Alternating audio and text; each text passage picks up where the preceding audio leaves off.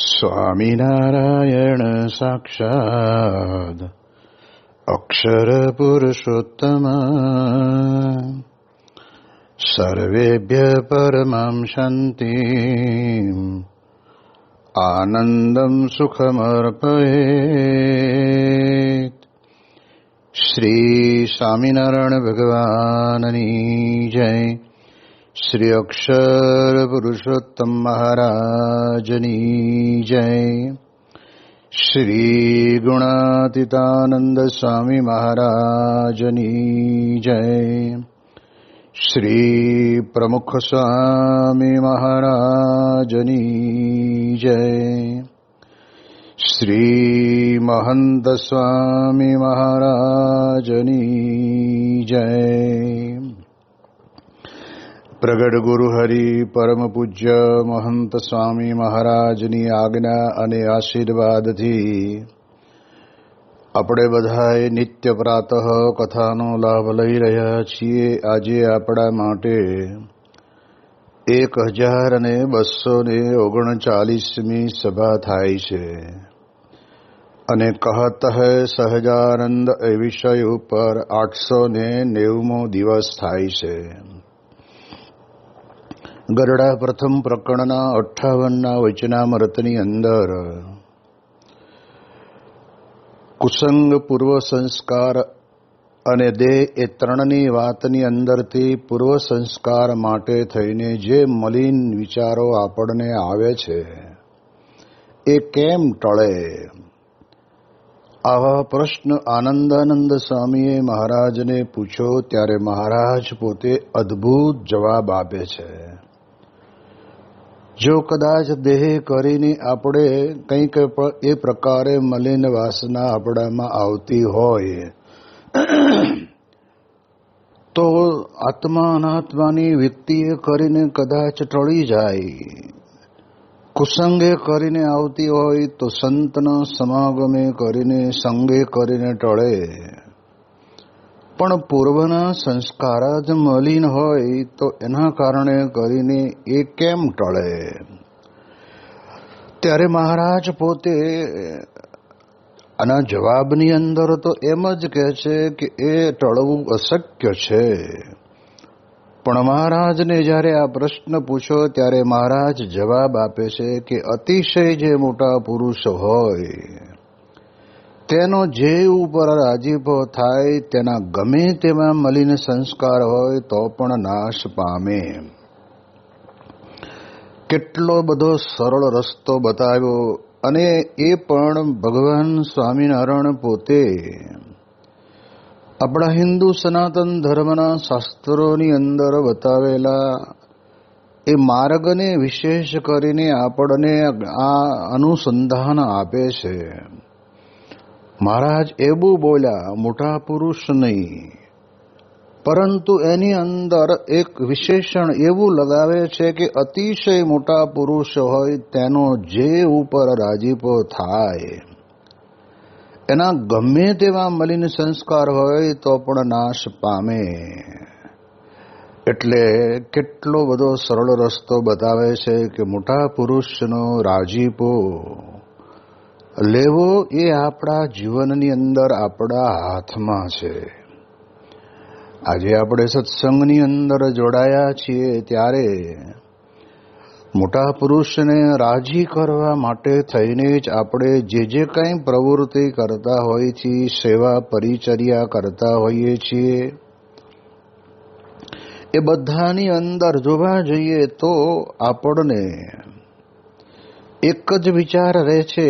પણ કહેવાય છે કે પછી પોતાની પ્રકૃતિ, પોતાના સ્વભાવ અને ઘણી વખત રાજીપો લેવાને બદલે કોઈક એવા સત્સંગની અંદર કુસંગ હોય, એ કુસંગના કારણે કરીને પણ આપણે મોટા પુરુષને રાજી કરવાનું ભૂલી જઈએ છીએ.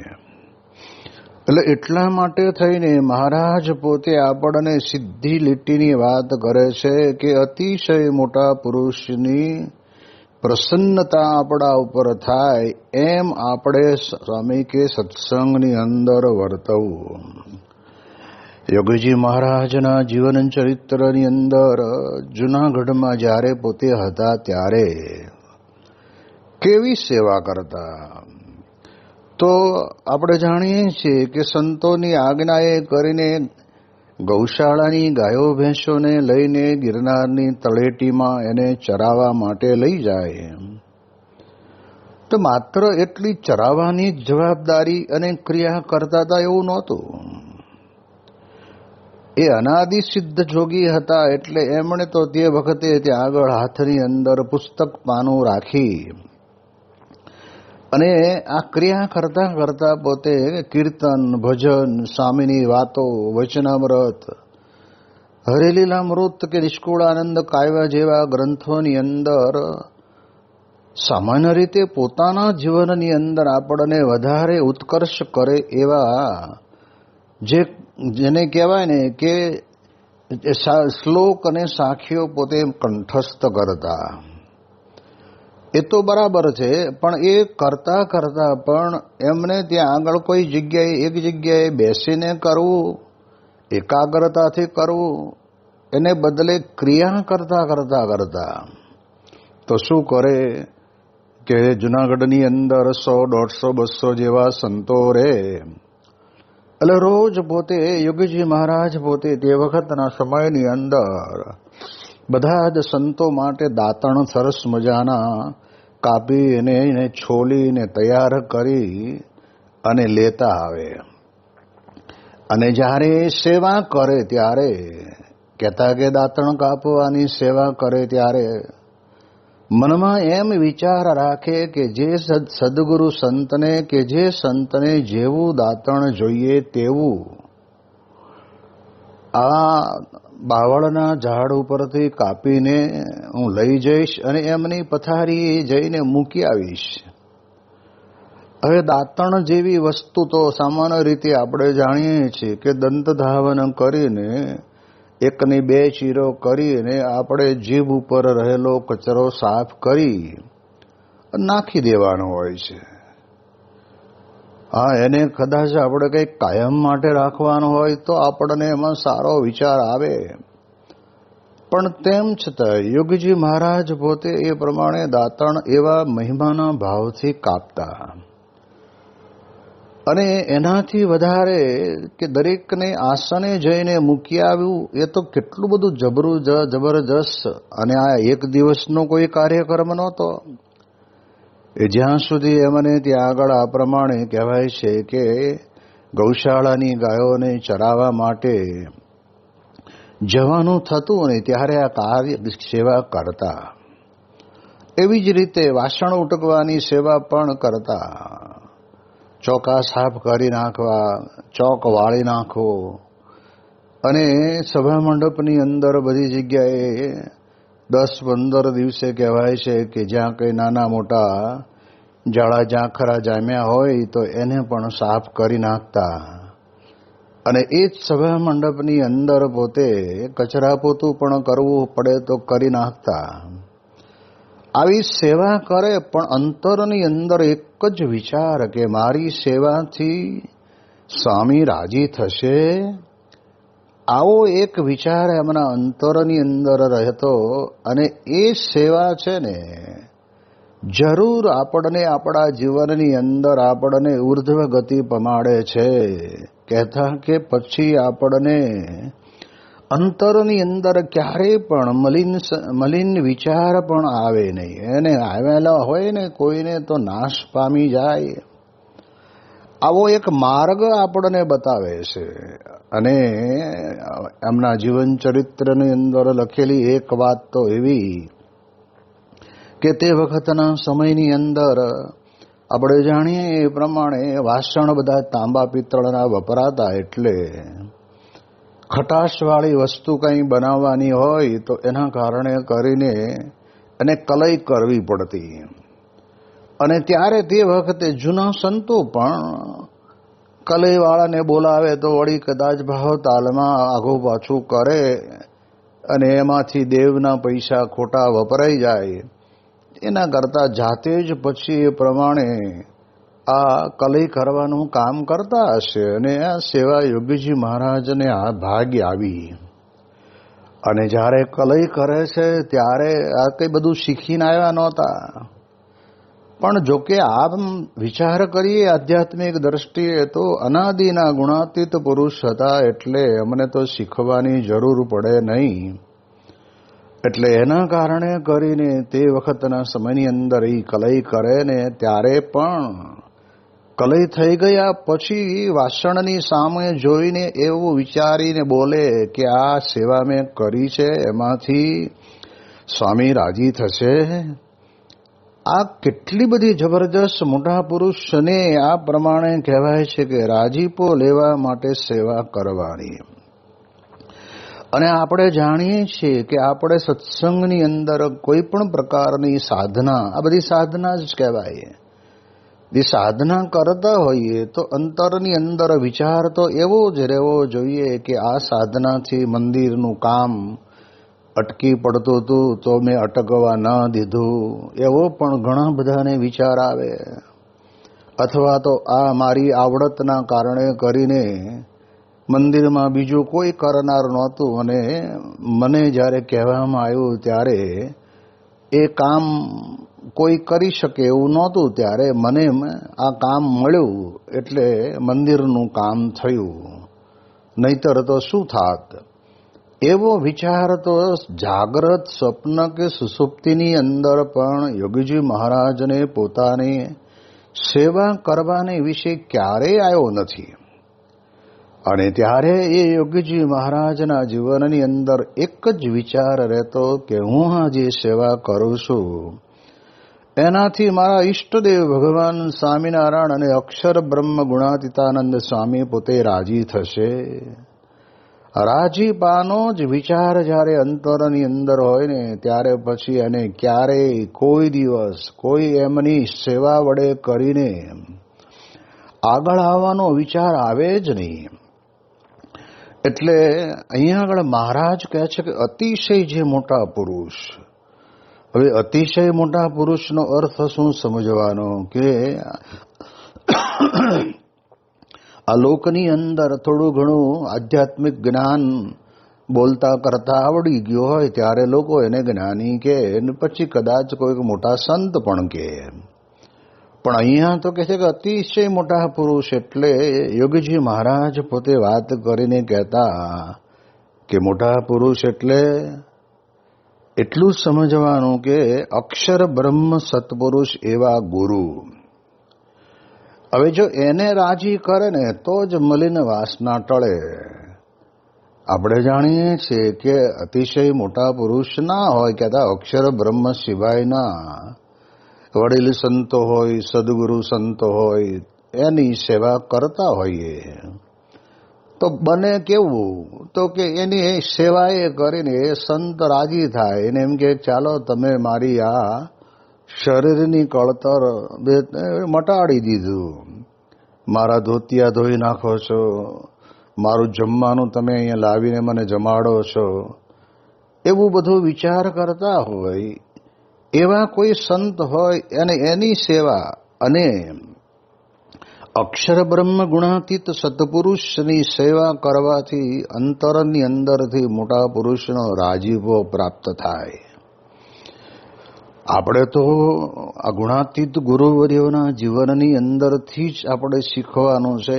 કારણ કે આપણે આધ્યાત્મિક માર્ગની અંદર આપણામાં જે મલિન વિચારો આવે છે એ વિચારોને ટાળવા માટેનો રસ્તો તો બીજો કોઈ જ નથી. એ એક જ રસ્તો છે કે મોટા પુરુષ આપણને મળે અને એની સેવા કરે. તો આવી જ વાત મધ્યના 7ના વચનામૃતની અંદર પણ મુક્તાનંદ સ્વામીએ પોતે પ્રશ્ન પૂછ્યો છે કે મહારાજ વૈરાગ્ય ન હોય તો પણ અને વૈરાગહીન હોય તો વૈરાગ આવે કેવી રીતે? હવે આ વસ્તુ તો એવી છે ને કે બજારમાં પૈસે રૂપિયે ટકે આપીને વેચાતી લેવાય એવી તો છે નહીં.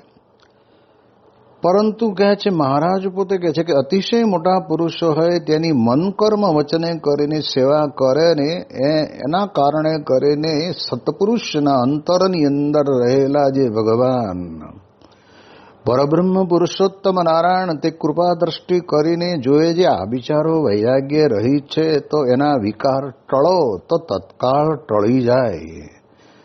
સેવા સંતની કરે ને દ્રષ્ટિ ભગવાન કરે, કેટલી બધી મધુર વાત છે. કારણ એ આપણને બતાવે છે કે એ જે એવા સંત છે કે જેના અંતરની અંદર પોતે અખંડ ભગવાનને ધારી રાખ્યા છે અને એના કારણે કરીને આપણે જાણીએ એ પ્રમાણે ભગવાન પોતે પછી મીઠી દ્રષ્ટિ કરે ને અને કહેવાય છે કે એના માં વૈરાગ્ય ન હોય તો પણ આ બધા દોષ કામ ક્રોધાદી દોષને ટળી જતા વાર લાગતી નથી. એટલે આપણે અહીંયા આગળ બહુ સ્પષ્ટપણે આપણને મહારાજ કહે છે કે અતિશય મોટા પુરુષનો રાજીપો લેવો હોય તો સ્વામી કે અભાવ અવગુણ લીધા વગર મારે એકલાને જ કરવાનું ને આ બીજા બધાને તો મારું લેરો કાંઈ નહીં, એ ટાઢે છાંયે બેહીને ભણવાનું અને તૈયારમ ખાવાનું, 3 ટાઈમ જમવાનું મળી રહે એમ નહીં. એને એવો વિચાર જ મનમાં ન આવે. જે કંઈ સેવા કરે તે સત્પુરુષને રાજી કરવા માટે જ કરે. એ પ્રકારનો રાજીપાનો વિચાર હોય ને તો જ થઈ શકે, એના વગર તો થવું મુશ્કેલ છે. એટલે આપણા ગુણાતીત ગુરુવર્યોના જીવનની અંદર આપણે એટલું તો સમજી રાખવાનું કે એમણે જે રીતે, એટલે યોગીજી મહારાજ ઘણી વખત વાત કરતા કે મહાજનો એન ગતઃ પંથા. આ મહાભારતની અંદર પૂછાયેલા પ્રશ્નની અંદર યુધિષ્ઠિર મહારાજ ત્યાં આગળ જવાબ આપે છે કે કા પંથા, એટલે કયા માર્ગે ચાલવું. અને ત્યારે તે વખતે યુધિષ્ઠિર મહારાજ કહે છે કે મહાજનો એન ગતઃ પંથા, મોટા પુરુષ જે માર્ગે ચાલ્યા એ માર્ગે ચાલવું.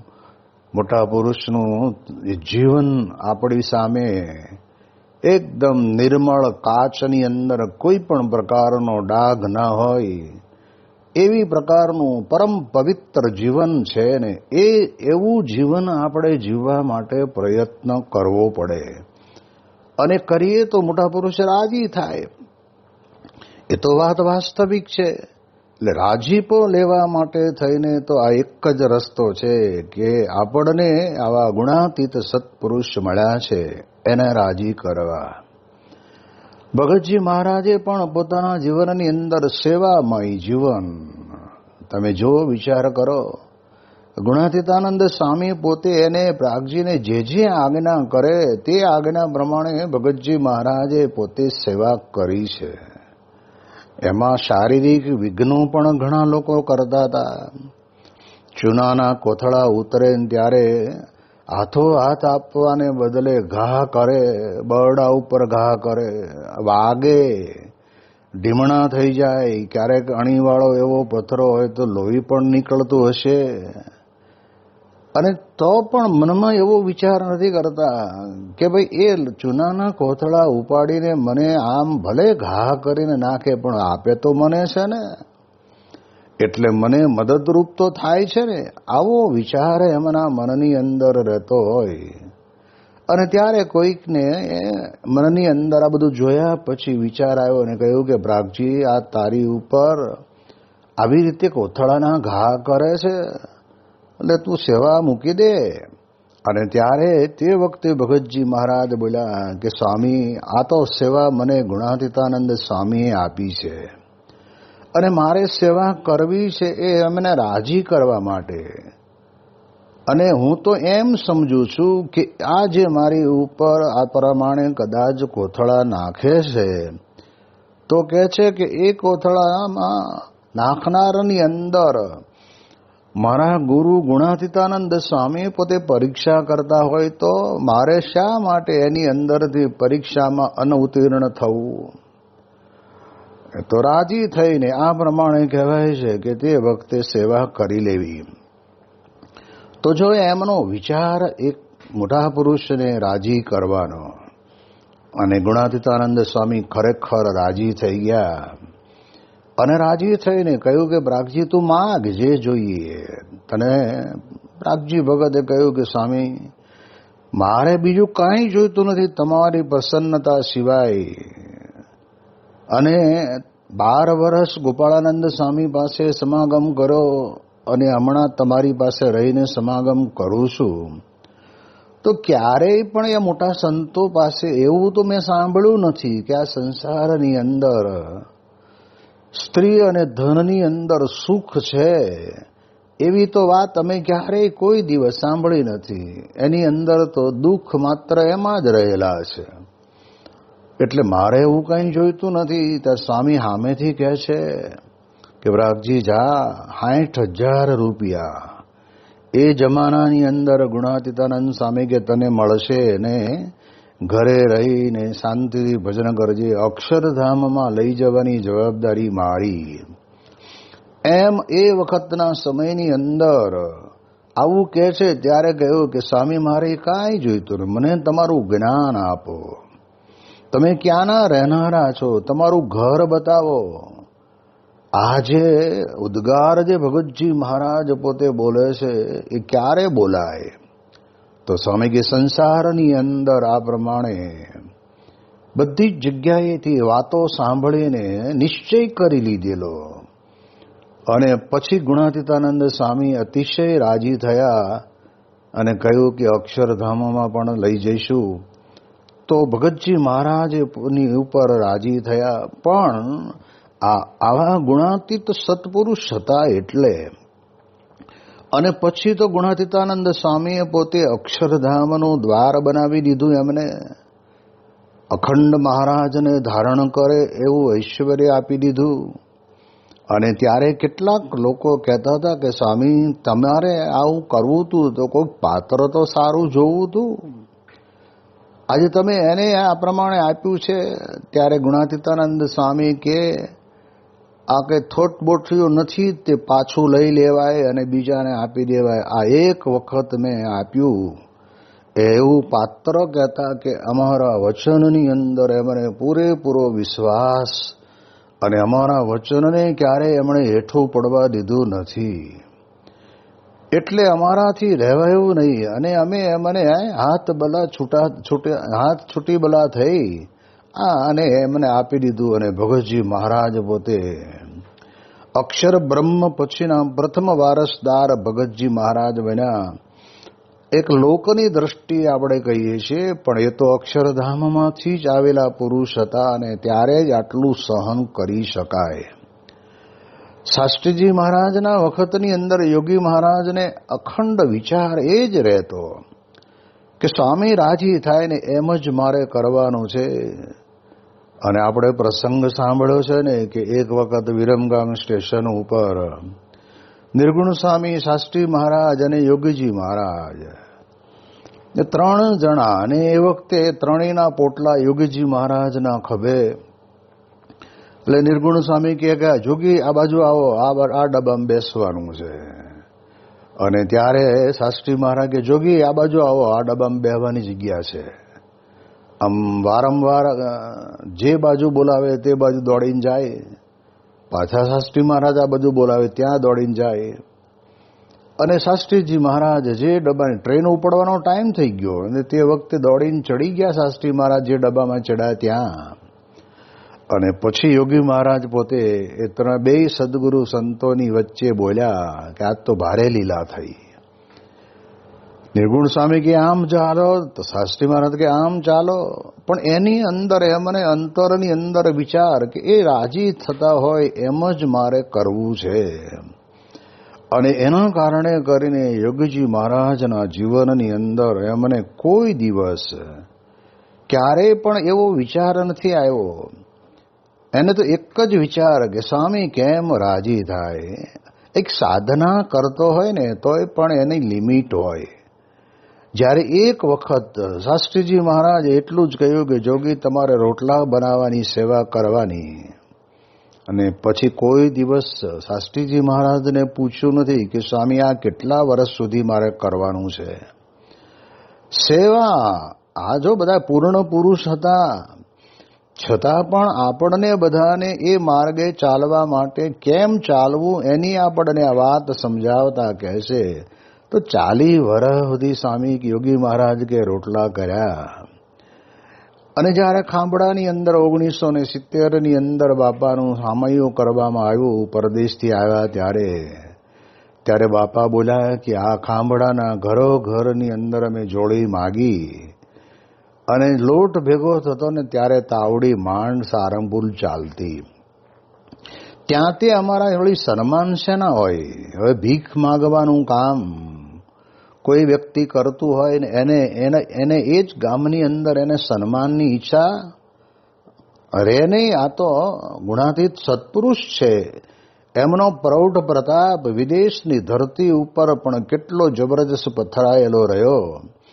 અને લંડન જેવાની અંદર દેશની અંદર મંદિર બનાવીને આવ્યા ત્યારે લોકોને બધાને આશ્ચર્ય અભિભૂત થયા.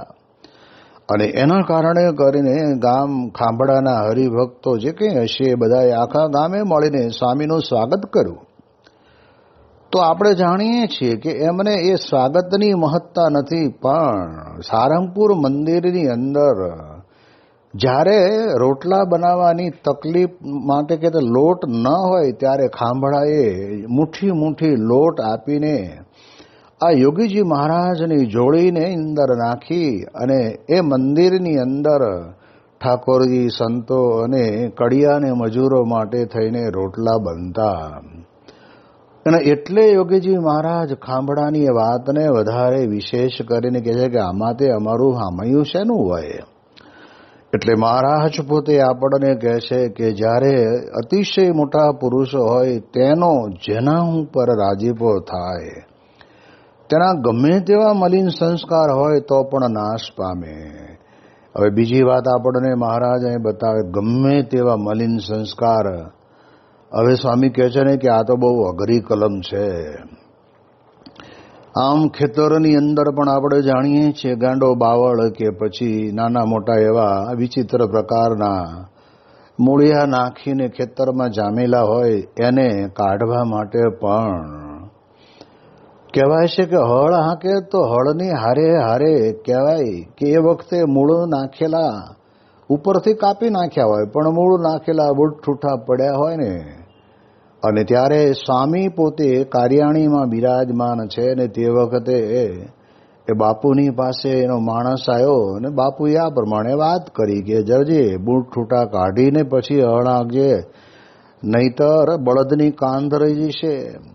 અને સ્વામીએ પૂછ્યું બુટઠૂઠા એટલે કે બાપા એ વખતે જે ઉપરથી કાપી નાખેલું હોય પણ મૂળ તો એના ઊંડા હોય ને, એટલે એને કોદાળીએ કરીને ખોદીને મૂળ જેટલે ઊંડે ગયો ત્યાંથી કાઢીને પછી તે જગ્યા ઉપર કહેવાય છે કે બે વખતના જમાનાની અંદર દેશી નળિયા હતા તો એ નળિયાનું ઠીકરું ઉપર મૂકી દેવું અથવા તો પથ્થરો મૂકી દેવો જેથી કરીને ઉગવા માટેનો કોઈ બીજો પ્રયત્ન કરી ન શકે.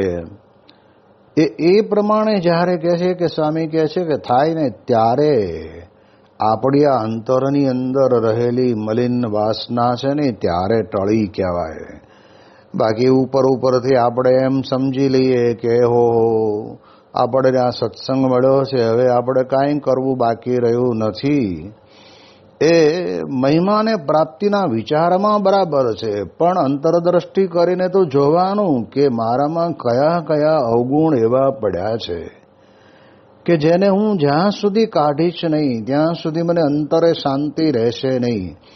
અને એમાંય આ મલિન વાસના તો સ્વામી કહે છે કે ભલભલાને પણ પોતાના જીવનની અંદર ભલે ને આખી જિંદગી સંસાર છોડીને ત્યાગાશ્રમની અંદર કાઢી હોય તો પણ